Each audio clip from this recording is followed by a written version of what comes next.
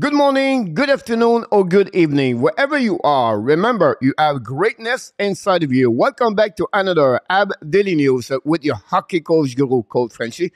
Today, episode number 226. What do you have in a minute, Coach?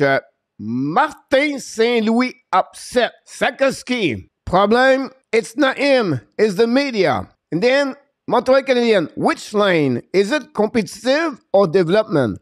That's what we have for you guys today. But first of all, we invite you, don't forget to please click on the likes, subscribe to Hockey National Show, and definitely leave me a comment about this episode. And let's dive in talking about the first subject of the day. My first subject is the review game between the Montreal Canadiens and the Seattle Kraken. This is the game number 41 for the Montreal Canadiens. We are right now at the halfway of the season. And obviously for the Montreal Canadiens, they lost by the score of 4-0 against the Seattle Kraken. Great team, the Kraken. I was very impressed the way they play against the Montreal Canadiens. They scored 3 goals during the first period against the Montreal Canadiens. We know Montreal Canadiens did not very play well the first period. We saw Martin St. Louis guys angry. We saw Martin St. Louis upset after the game during the press conference. So I'm going to bring Martin St. Louis press conference about 2 minutes, some in French, some in English. Listening what Martin St. Louis think about the game between the Kraken and the Montreal Canadiens. On n'était pas prêt. Les gars, on n'a pas commencé le match à bonne heure. À soir, on n'était pas prêt. Les gars, je sais pas, c'est décevant. C'est parce que le samedi, on est... Je suis déçu de la première période du groupe. Je suis déçu de l'engagement défensif du groupe en première période, puis ça nous a coûté le match. Plus que ça, là, on a trop de passagers à soir, surtout en partant. Là. Puis on n'est pas assez bon comme équipe pour avoir des passagers.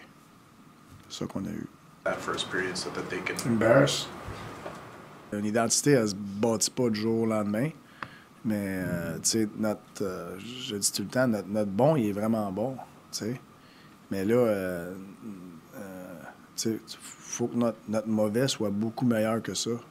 Il faut améliorer notre mauvais, tu sais, parce que quand on joue à notre plafond, on est excellent, mais le plancher, il drop souvent aussi. Fait que, tu sais, faut que tu continues à monter le plancher un petit peu, puis sur nos mauvaises séquences, le plancher était bien bas. Puis on l'avait remonté un petit peu, puis là, il a droppé encore un soir. Puis c'est sûr, c'est notre identité. Où ce que j'aimerais être là, l'identité, c'est ici, tu sais. Puis là, on se promène de même, tu sais, là. Essayer de continuer à se rapprocher à notre identité, mais ça prend de la constance, ça prend de l'engagement des joueurs tous les jours, tous les matchs. Tu peux pas faire ça avec 7-8 gars. Tu sais, ça prend des gars engagés. Wow, Martin St. Louis guys not very happy about the performance against the Seattle Kraken. He talk about embarrassment. He talk about, again, passenger. He talk about no engagement. He talk about the players don't show up and they don't play at the level he should be after they won against the St. Louis Blues. He tried to figure out the intensity of the team. He has too many inconsistency performance from strength players. You cannot win game with 7 and 8 players. A really disappointment performance on Montreal Canadiens, and from the head coach Martin St. Louis, upset after the game, frustrated with his team.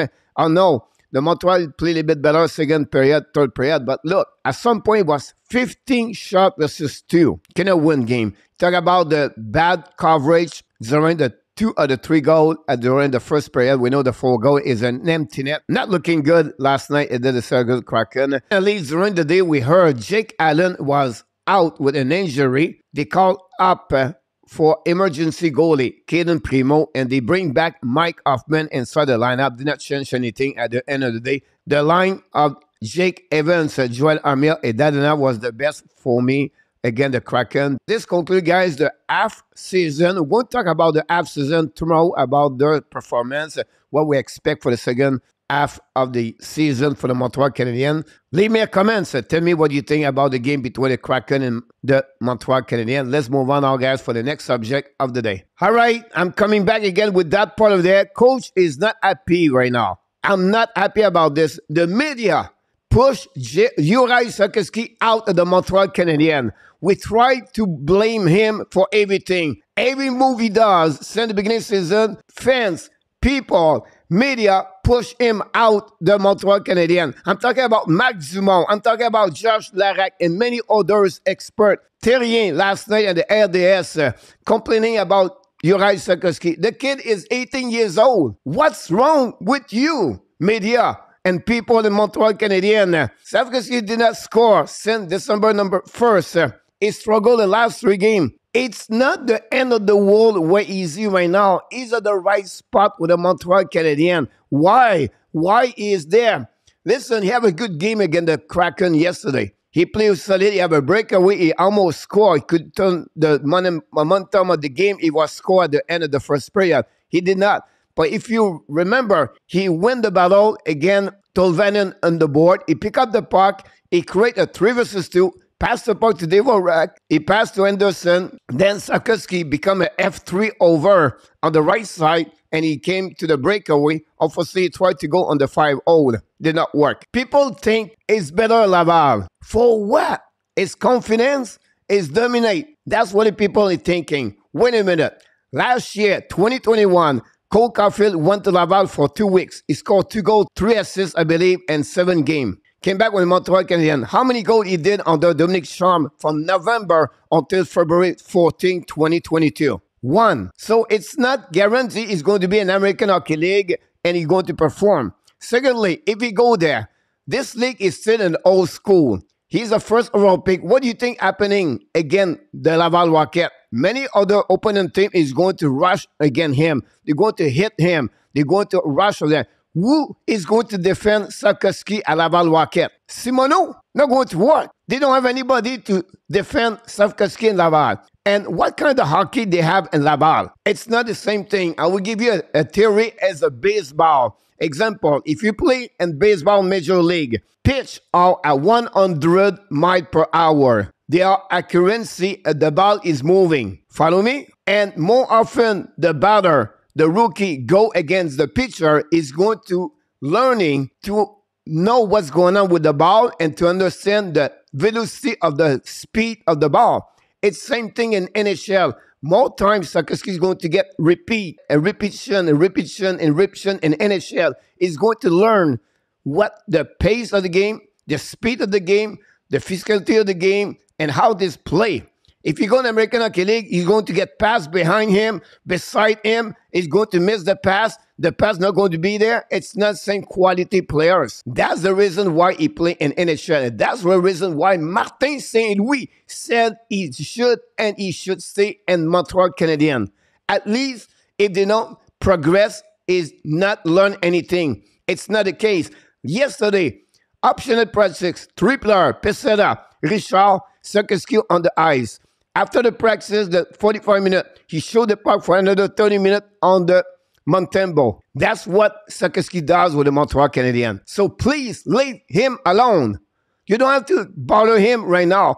Let him to learning and to get better every single game he play in NHL, not American Hockey League, not in junior. You're not going to learn over there. You're going to learn in the National Hockey League. He deserves to be in NHL. He's not behind. Is it the worst player for the Montreal Canadiens? I don't think so. I don't think he's the worst player for the Montreal Canadiens right now. He's not the worst. He's still learning. He played yesterday 14 minutes on the 2i. He played right now for the last 7-8 game top 9 for the Montreal Canadiens. He get reps. He get repetition every single game in NHL. It's okay. It's okay to leave him in National Hockey League. Jack Hughes for the New Jersey Devils, right? First year, 7 goals, 14 assists, 21 points. Never they think to send him in American Hockey League. Second year, 31 points. What they did? They keep him in the NHL. Why not apply to Slafkovsky? I'm not saying it's going to be a Jack Hughes Guys, Slafkovsky, first overall pick, is going to be a top 6 player. He's not going to score 40 goals, 90 points in NHL. He's not a super elite player franchise. He's a top 6.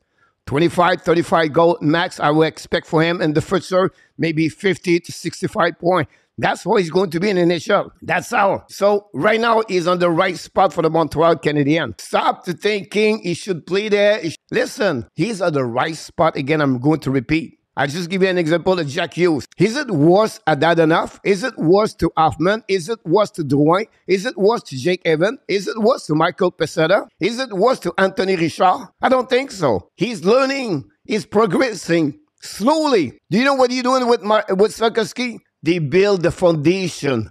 The foundation. One brick at a time.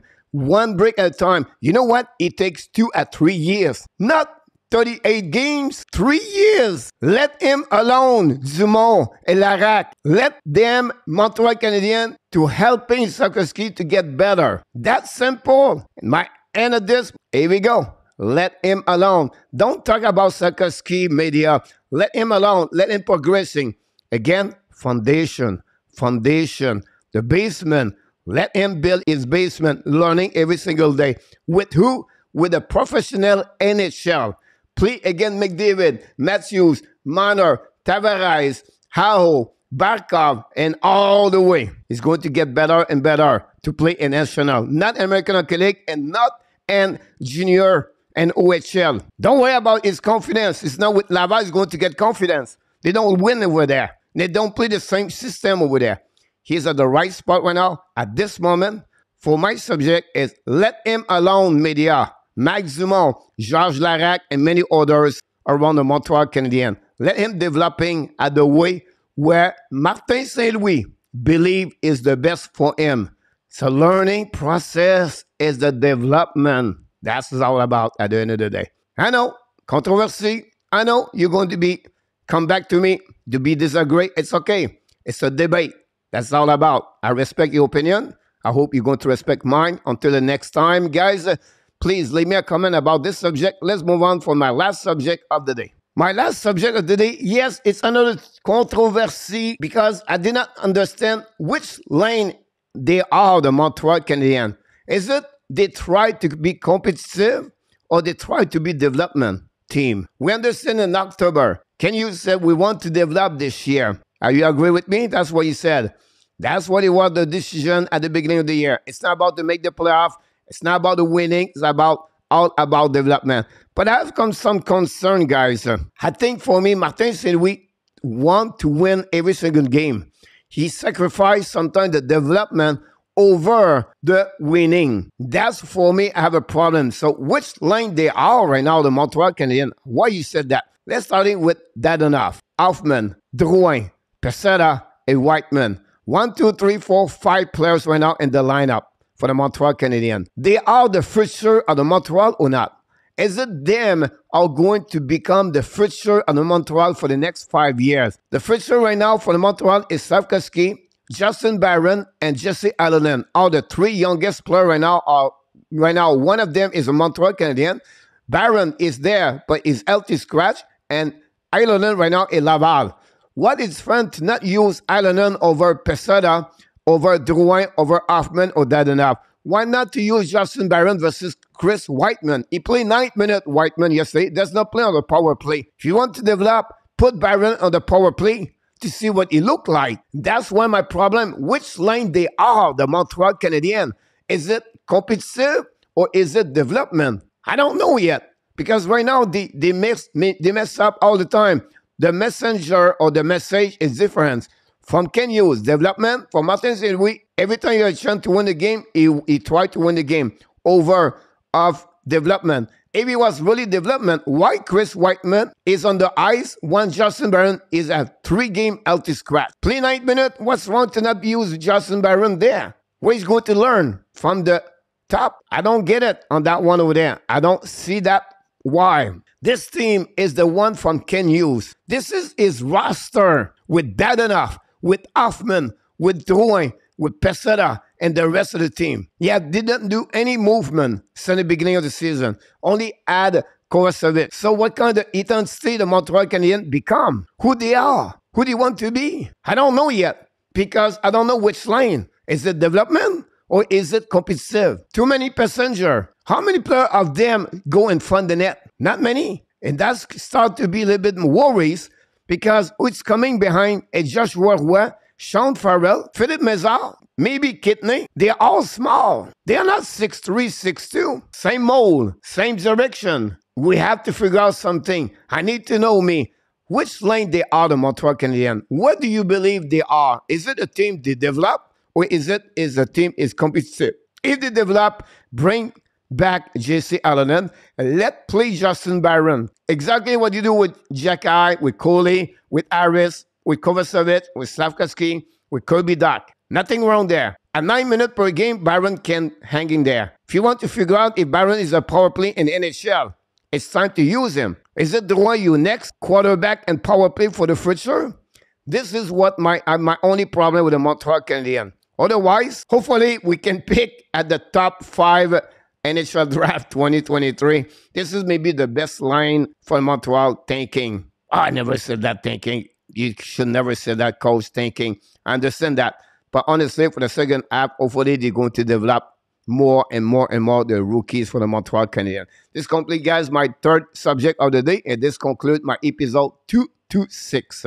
I know, you're going to come back with me about Slafkovsky. You're going to ask me about which line. I want to hear from you. Leave me a comments about this. You agree or disagree with me. It's a debate. Nothing wrong here. I respect each one of you, and I guarantee you I'm going to respond for each comment you leave on this episode. And that's conclude, guys, my episode of the day. But before we leave, we want to remind you, please click on the like, subscribe to Hockey Nation Live Show, and leave me a comment and sharing this video on your social media. And remember, you have greatness inside of you. And of course, have an amazing, blessing day, everybody.